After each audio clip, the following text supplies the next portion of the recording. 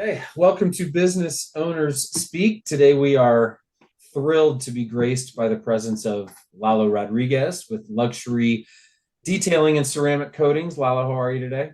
Good, good. How are you, Matt?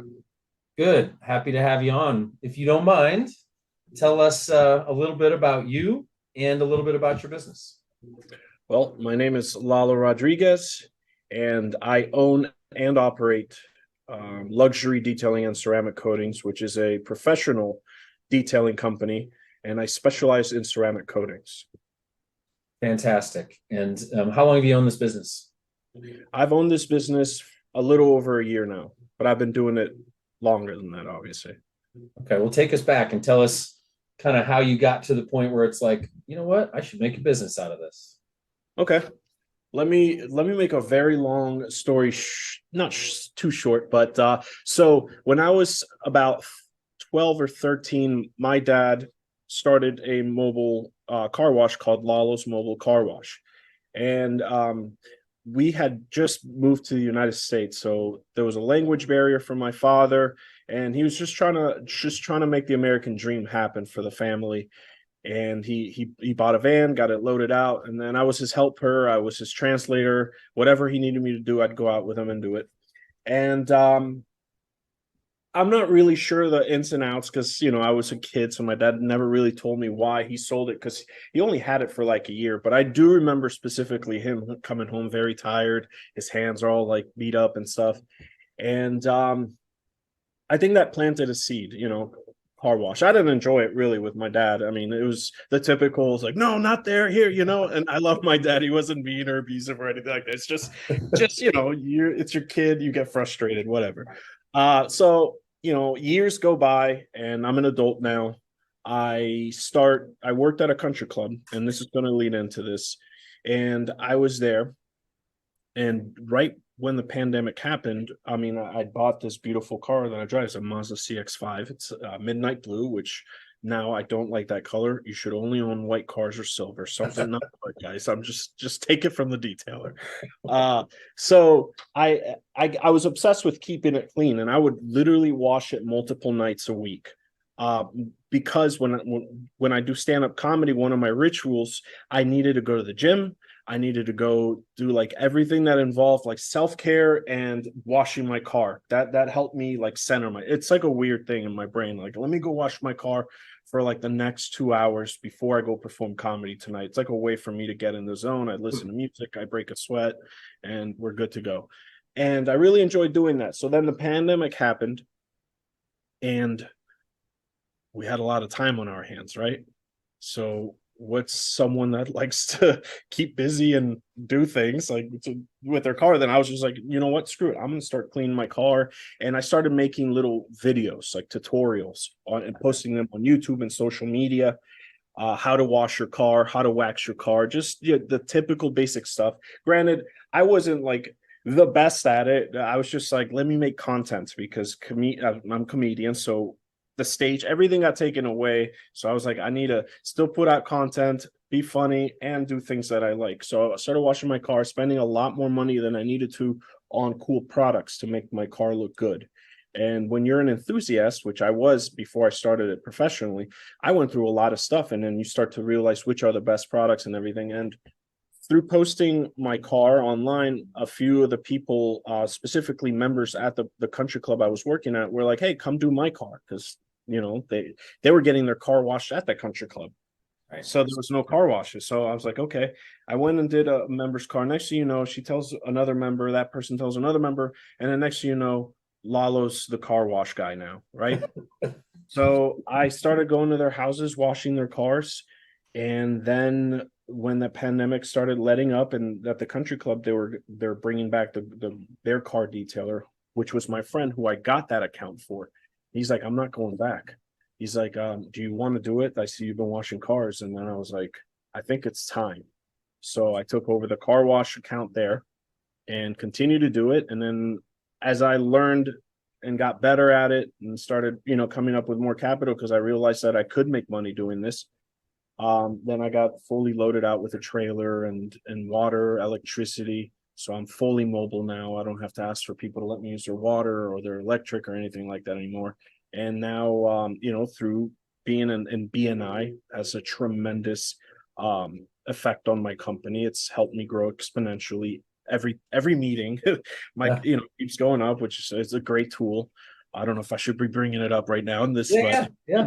it's amazing. I think I mean, for specific trades like myself, I benefit from it so much, and the sky's the limit. So what I'm seeing is with this, it's growing, and it's all word of mouth at this point, and social media and BNI, and it's just I can really take it to as high as of a level that I want to take it to. Like I could have a whole fleet of people doing what I'm doing, but right now I'm just getting it off the ground.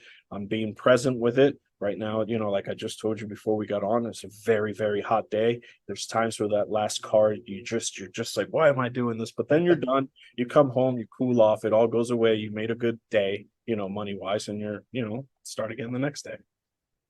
So what do you think it is about your personality that cleaning, and when you say washing cars, I feel like you're probably not doing yourself justice, right? It's not like you're just, taking a hose and wiping the thing down. You're getting in there. And I'm not even talking about the ceramic coatings yet.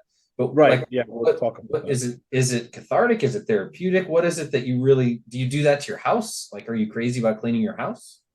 No, what's this kind of one of the bad parts about having a business that involves keeping your car, people's cars clean, is the last thing I want to do is come home and clean my car. Right. So I mean, I do wash it, not as often as I used to, but every now and then, me and my employee, I'm like, hey, let's give my car a quick wash, because obviously I'm driving, pulling a trailer.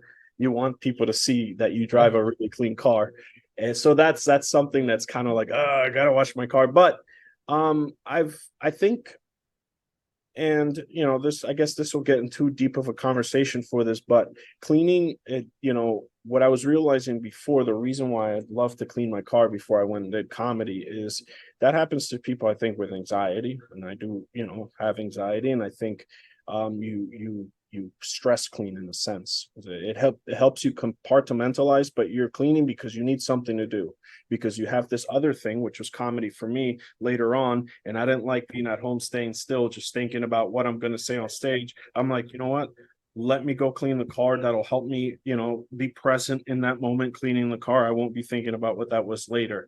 So this is getting a little meta right now, but anyway. So now with the house, I mean, the house is clean. My wife, she does a tremendous job at keeping the house clean, and I when I can. I lost the question. What was No, the that makes a lot of sense. Doing it to take your mind off of something else, and it's something to put energy into. Right. So I guess because you also asked if this is like, therapeutic for me. It is in a sense, because I think in life, when you get to a certain point where you want to do, I don't know, a career or something that involves maybe making money or whatever it is, a hobby or side gig or whatever. I started doing this, and then it's not my dying passion to be a car detailer. I'm an entertainer. I want to be on stage. I want to just entertain people in general. But when you have something like what I do, which is, I keep pointing that way because my car's right there. Okay. When detailing, it's enough of a really fun hobby, like a therapeutic hobby for me, if you may.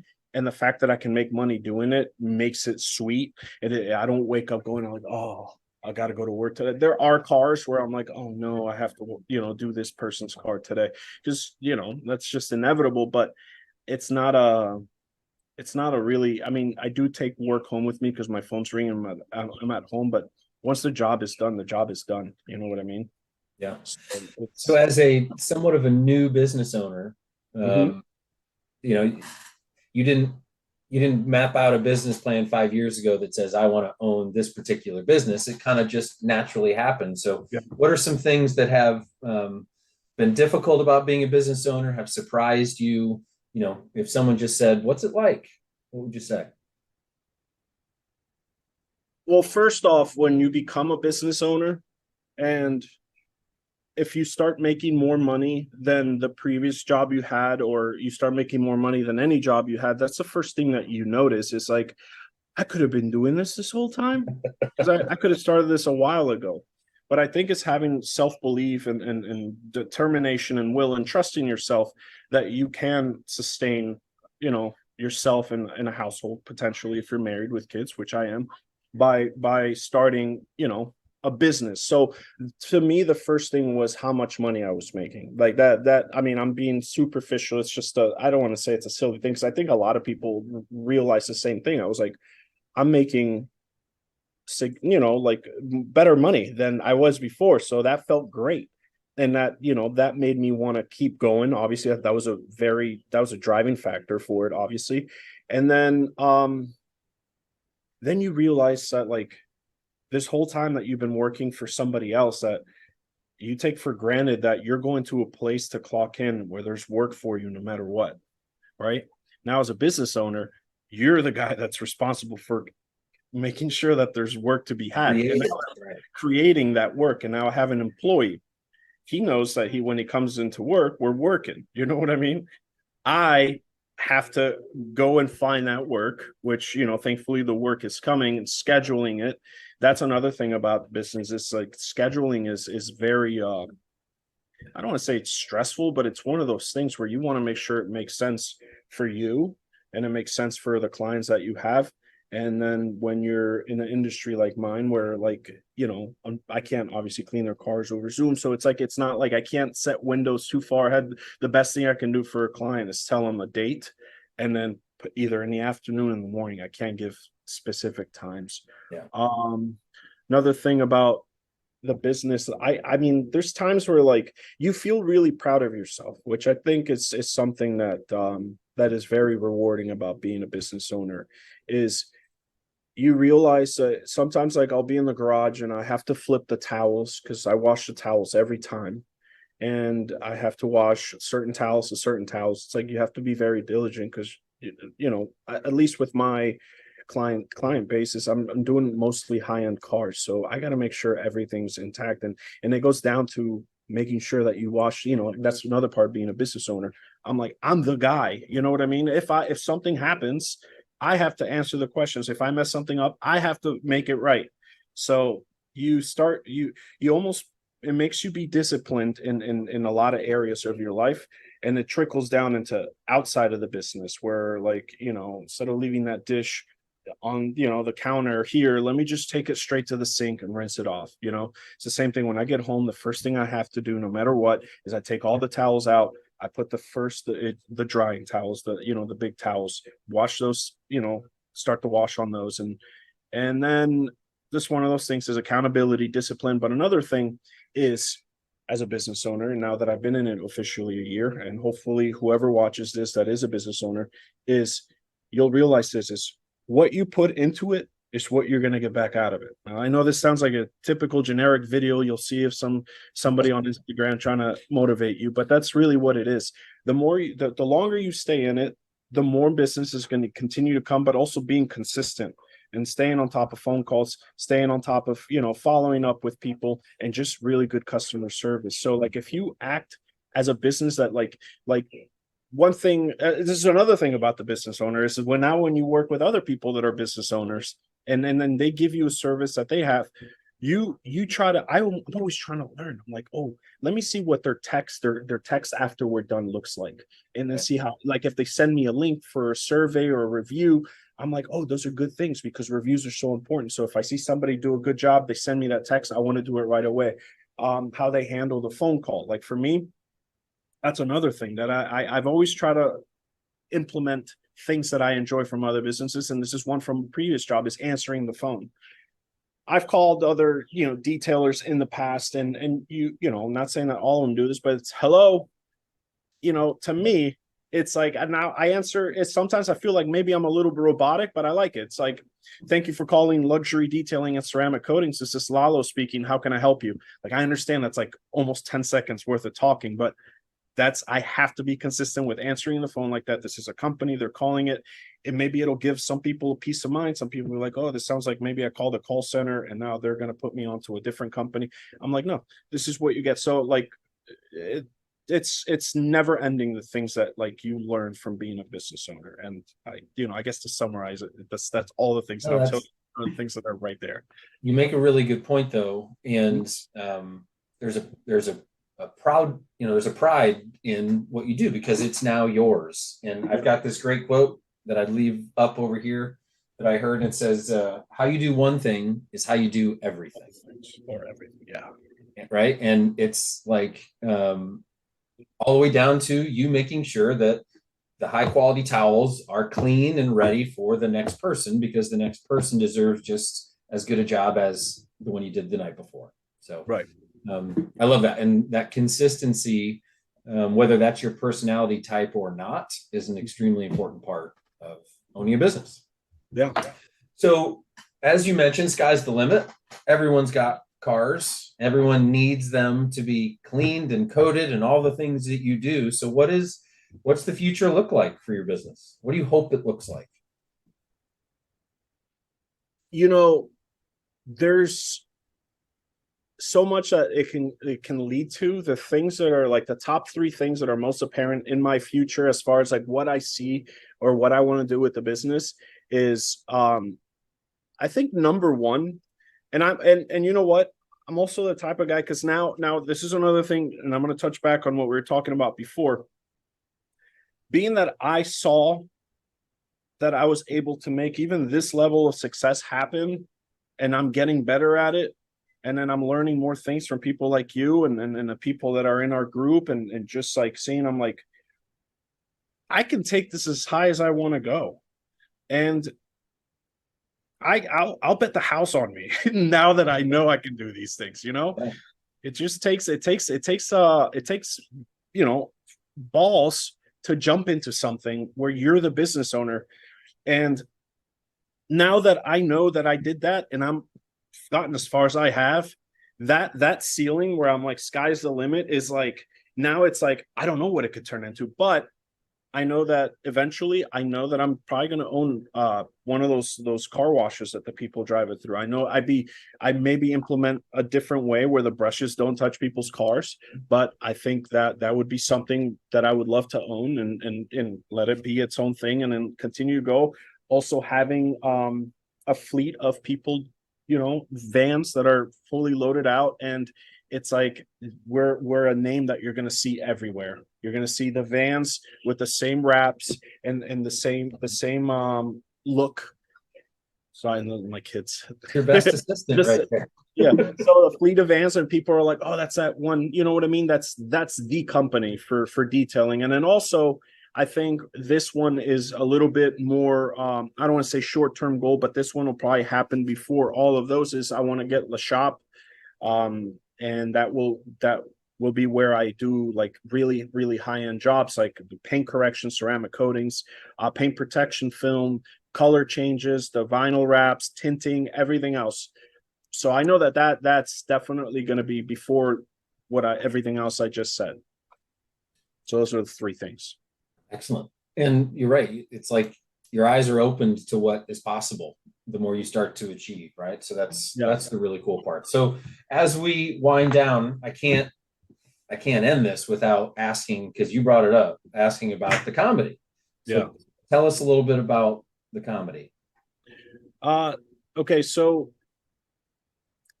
not to get too into, I guess, because most comedians become comedians because of trauma and stuff like that. Not that I had a bad childhood, had a great childhood. I love my parents. I love everything that I went through, but everyone has childhood trauma. And until you talk to a therapist, or until you realize that what you went through is trauma, even the little things, if you remember a certain memory from a childhood about something that hurt your feelings, or something that made you that you thought of continually throughout your life when it came to a certain situation, that's trauma in a sense.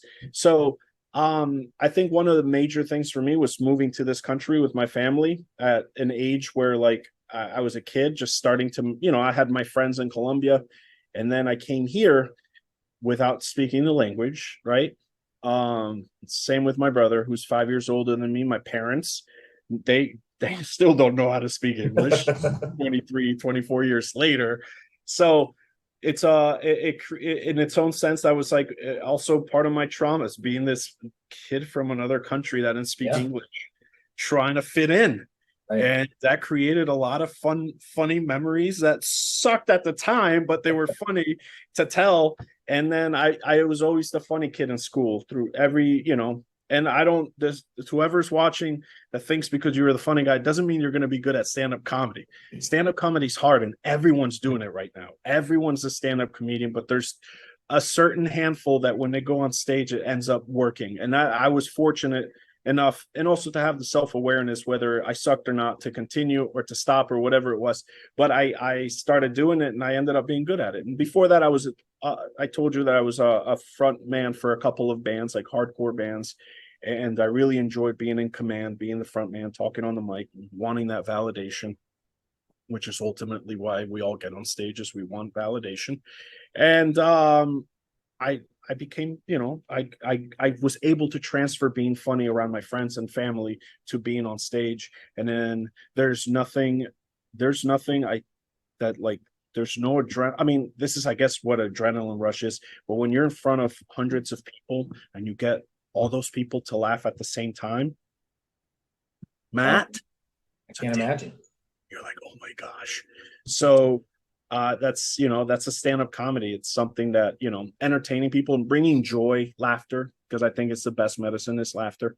For all things, being someone making you laugh, it can make you, just even for those however long you laugh for, it makes you be present in that moment. You're feeling one of the greatest emotions, and to be able to have my personal life with some exaggerations and telling it with a certain cadence that makes other people laugh, you're like, oh man, this is the greatest. Like, you're laughing at my stuff, and I put it in a way, even though the situation was, it sucked.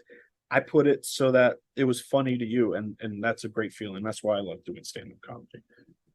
I'm sure that is extremely addicting, and I can't wait to catch your next show. But as we close here, Lalo, how about some advice for somebody that, if you 18 months ago, as you were looking at doing this, what would you tell someone who's looking to maybe make the leap to start their own business? First and foremost, and I hope that a lot of you that watch this are at this point right now, and you're listening to this, and I spoke with enough conviction for you to believe in the words that I say. It is never, ever, ever going to feel like it's the right time to start a business. It's never going to feel that way. The only way that you're going to start a business is just by doing it. It doesn't matter if you're in financial hardship, you're going through something right now, or you're waiting for something right now to get better to start the business. No. You just got to do it right then and there. If you're thinking about it right now, go to sunbiz.org or whatever state that you're in, sign up for your LLC, get the ball rolling, do something that makes you hold accountable, put some money on it, invest in whatever thing that you need to do. That's the most important thing for that business, and go after it. It's never going to feel like the right time. You just have to do it. You just have to do it. And it is so hard, so incredibly hard to convince yourself to do it. But once you do it, you're like, oh my God, here I am. And now 18 months later, I'm hearing myself tell that and saying those things out loud. And I'm so glad that I did, because otherwise I would have still been stuck at a hourly job. And it's a great job, but like I would just still be there getting that salary that how much you're going to make, and you're going to go home and you're going to cover your bills. But once you do what you want to do for real, or you go on your own, you're in control of it. You're like, okay, I want to make this much money, so go and make that much money. Yeah. Well, that is some conviction right there. So you heard it here first, everybody. Lalo Rodriguez, luxury detailing and ceramic coatings. Sky's the limit. You can feel it just from your conviction. So thank you so much for taking the time today, and we wish you all the best of luck. Thank you, Matt. I really appreciate this opportunity, and I hope that it does well for whatever you got to do with it.